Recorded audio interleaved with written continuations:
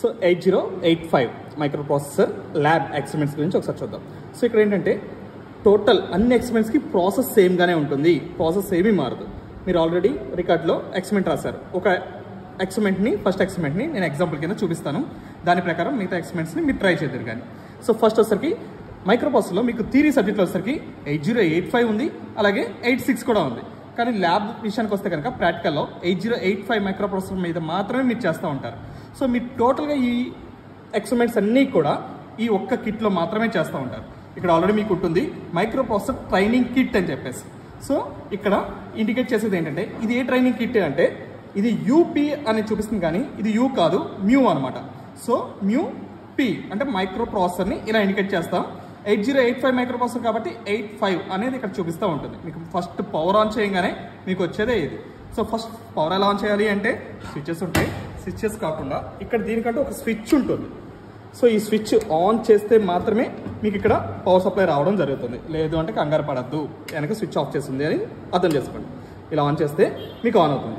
On అయిన తర్వాత ఈ ప్రోగ్రామ్ మిగతా ఎక్స్పెరిమెంట్ థియరీ ఎంత పక్కన పెట్టండి, ఈ ఒక్క టేబుల్ మాత్రం మీకు ఇంపార్టెంట్. ఈ టేబుల్లో ఫస్ట్ వచ్చేసరికి అన్ని అడ్రస్ లొకేషన్స్ ఉంటాయి, మెమరీ లొకేషన్స్. సో నెక్స్ట్ వచ్చేసరికి మిమోనిక్స్ అంటే ఇన్స్ట్రక్షన్స్ ఉంటాయి. సో నెక్స్ట్ వచ్చేసరికి హెక్సా కోడ్స్. సో ఈ ఇన్స్ట్రక్షన్ని హెక్సా కోడ్లో కన్వర్ట్ చేసి ఆ వాల్యూస్ ఇక్కడ మనం పొందుపరచడం జరుగుతుంది అన్నమాట. ఈ హెక్సా కోడ్స్ని మాత్రమే ఈ ట్రైనింగ్ కిట్లో మనం ఎంటర్ చేస్తాం. అంటే ఈ ట్రైనింగ్ కిట్లో ఈ ప్రోగ్రామ్ ఎగ్జిక్యూట్ చేయాలంటే మనకి ఈ హెక్సా కోడ్స్ చాలా ఇంపార్టెంట్.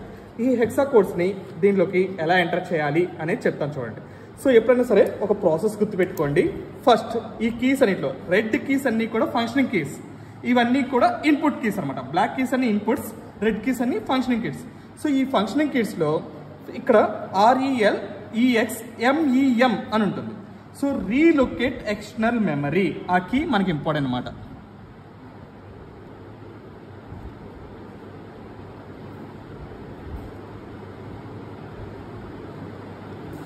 సో ఈ మెమరీలోనే మనం ప్రోగ్రామ్ అంతా రాస్తూ ఉంటాం. సో దాన్ని చేసుకుంటూ ఇక్కడ సరికి మిమోనిక్ నెక్స్ట్ అంటే నెక్స్ట్ ఇన్స్ట్రక్షన్ ఏంటి అనేది తీసుకుంటూ వెళ్తాం. మనం ఈ డేటా ఏదైతే ప్రోగ్రామ్ ఉందో ఈ ప్రోగ్రామ్ దీంట్లోకి ఎంటర్ చేయడానికి ఈ రెండే చాలా ఇంపార్టెంట్. సో ఫస్ట్ ఏంటంటే నేను ఈ ప్రోగ్రామ్ మాత్రమే ఎంటర్ చేయడం అనేది చూపిస్తాను. సో ప్రోగ్రామ్ ఎలా ఎంటర్ చేయాలంటే కిట్ స్టార్ట్ చేయగానే రీసెట్ అనేది క్లిక్ చేస్తాం. రీసెట్ అని క్లిక్ చేయగానే అది ఆఫ్ అయి అలా వస్తుంది అనమాట. సో రీసెట్ అంటే ఆల్రెడీ మీకు తెలుసు కదా, ప్రీవియస్గా ఏమన్నా ఎగ్జిక్యూట్ అవుతూ ఉన్నా వాటన్నింటిని ఆపేసి మొదటి నుంచి స్టార్ట్ చేయడమే రీసెట్. సో దీన్ని రీసెట్ చేశాను, ప్రీవియస్గా ఏమీ లేవు. ఇప్పుడు ఈ ప్రోగ్రామ్ని ఎంటర్ చేస్తాను. ఎంటర్ చేసేది ఫస్ట్ లొకేషన్ 3000. ఇక్కడ అడ్రస్ లొకేషన్స్ ఒకసారి చూడండి.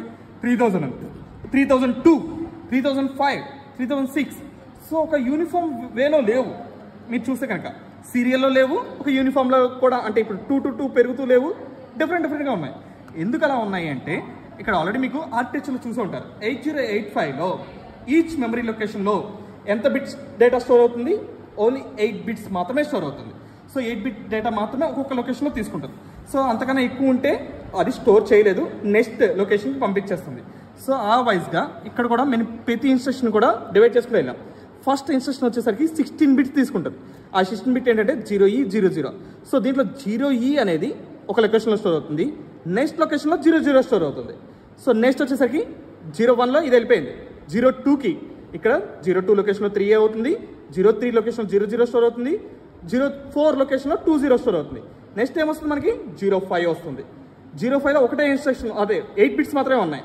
సో 47 అనేది ఒకే లొకేషన్లోకి వెళ్ళిపోతుంది. సో నెక్స్ట్ అందుకనే ఇక్కడ నెక్స్ట్ 6 వచ్చేస్తుంది అనమాట. సో ఇక్కడ 3 ఉన్నాయి కాబట్టి 6, 7, 8, నెక్స్ట్ 9 వస్తుంది. 9లో ఒకటే ఉంది కాబట్టి ఇక్కడ 10 రావాలి, కానీ హెక్సాడెసిమల్లో మనకి F వరకు ఉంటాయి.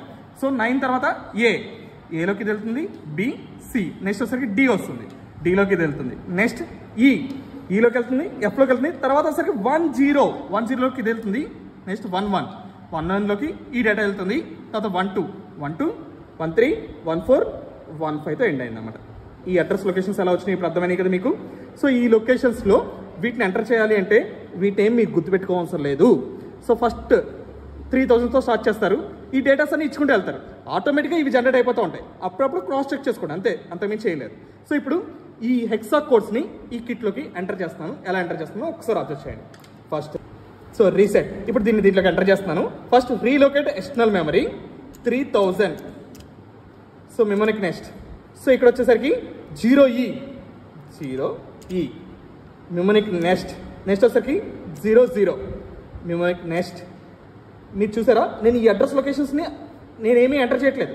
ఇది నెక్స్ట్ కొట్టుకుంటూ ఓన్లీ హెక్సా కోడ్స్ మాత్రం ఎంటర్ చేస్తాను. 3A ఇక్కడ ఉంటుంది, ఏ మెమోనిక్ నెక్స్ట్. 00 మెమోనిక్ నెక్స్ట్. ఇక్కడ వచ్చేసరికి 20 mnemonic next. 47 mnemonic next. 3A mnemonic next. 01 mnemonic next. 20 mnemonic next. 80 mnemonic next. D2 mnemonic next. 0E next. 30 next. 0C next. 32 next. 02 next. 20 next. 79 next. 32 next. 03 next. 20 next. 76 next. So ఇక్కడ వరకు enter చేస్తాం. Already డిఫాల్ట్గా ఏ యొక్క values ఉంటాయి. ఇప్పుడు ఏంటంటే మీకు same వాల్యూసే వచ్చినాయి, ఎందుకంటే మేము ఆల్రెడీ ప్రోగ్రామ్ ఎగ్జిక్యూట్ చేసాం కాబట్టి. సో ఇలా నెక్స్ట్ కొట్టే కొద్దీ మెమరీ లొకేషన్ ఎప్పుడూ ఖాళీగా ఉండదు, ఏదో ఒక వాల్యూస్ ఉంటాయి. ఆ వాల్యూస్ని మనం ఓవర్ రైట్ చేసి మనకు కావాల్సిన వాల్యూస్ని దాంట్లో ఎంటర్ చేస్తాం అనమాట. ఇప్పుడు నాకు కావాల్సిన ప్రోగ్రామ్ దీంట్లో ఎంటర్ అయిందా లేదా అని వెరిఫై చేసుకుంటాను. వెరిఫై చేయడానికి జస్ట్ ఇందాలానే రీలొకేట్ ఎక్స్టర్నల్ మెమరీ 3000. సో ఒకసారి చూసుకోండి. 0E 00 3A నెక్స్ట్ కొడుతూ వెళ్తున్నాను, అంతమించి ఏం లేదు. 00 20 47 3A 01 20 80 D2 0E 30 0C 32 02 20 79 32 03 20 76. అంతవరకే మన ప్రోగ్రామ్. ఓకేనా? ఇప్పుడు దీన్ని మనం ఎగ్జిక్యూట్ చేయాలి అంటే ఇన్స్ట్రక్షన్ ఏంటంటే డెల్ ఆర్ గో అని ఉంటుంది. గో తర్వాత అడ్రస్ లొకేషన్ ఇస్తాం, మన ప్రోగ్రామ్ యొక్క starting address. Program starting address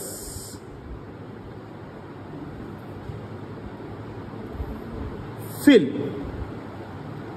ఇది చేస్తే మనకి ప్రోగ్రామ్ ఎగ్జిక్యూట్ అవుతుంది. ఆ ఎగ్జిక్యూట్ అనేది కూడా మీకు చూపిస్తూ ఉంటుంది. So before going to that మనం ప్రోగ్రామ్ రాసాం, కానీ దానికి కావాల్సిన ఇన్పుట్స్ అనేది ఇచ్చామా?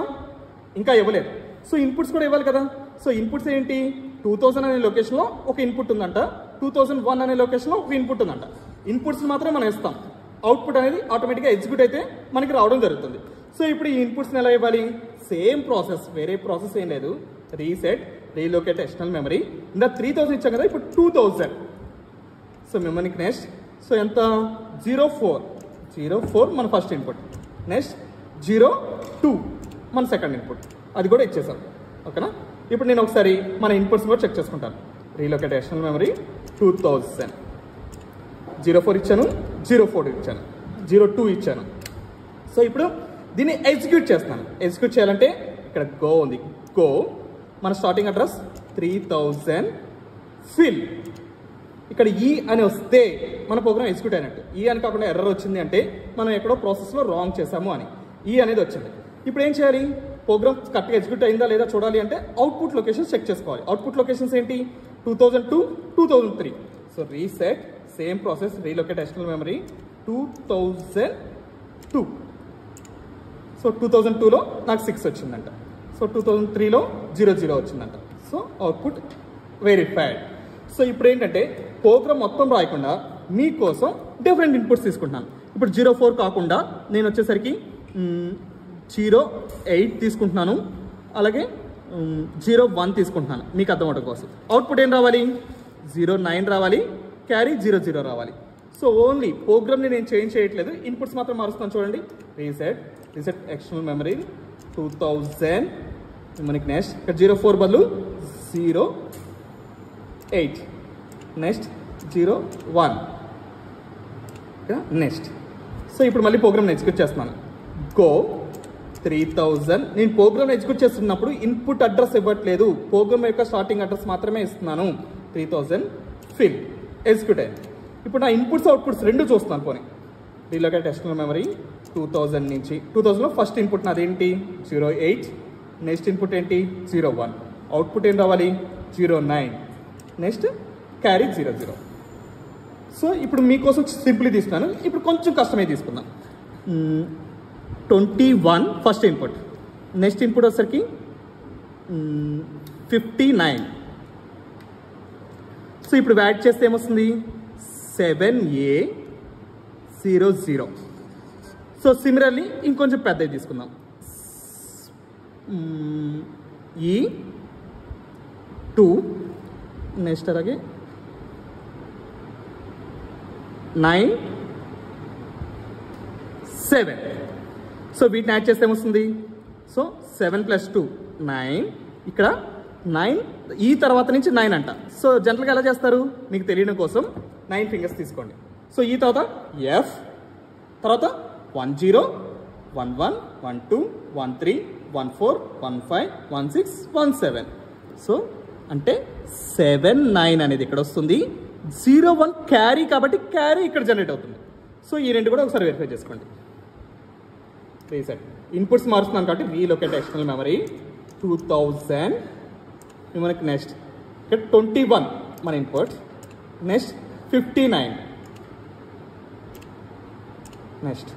సో ప్రోగ్రామ్ని ఎగ్జిక్యూట్ చేస్తున్నాను. గో 3000 ఫిల్ ఎగ్జిక్యూట్ అయ్యింది.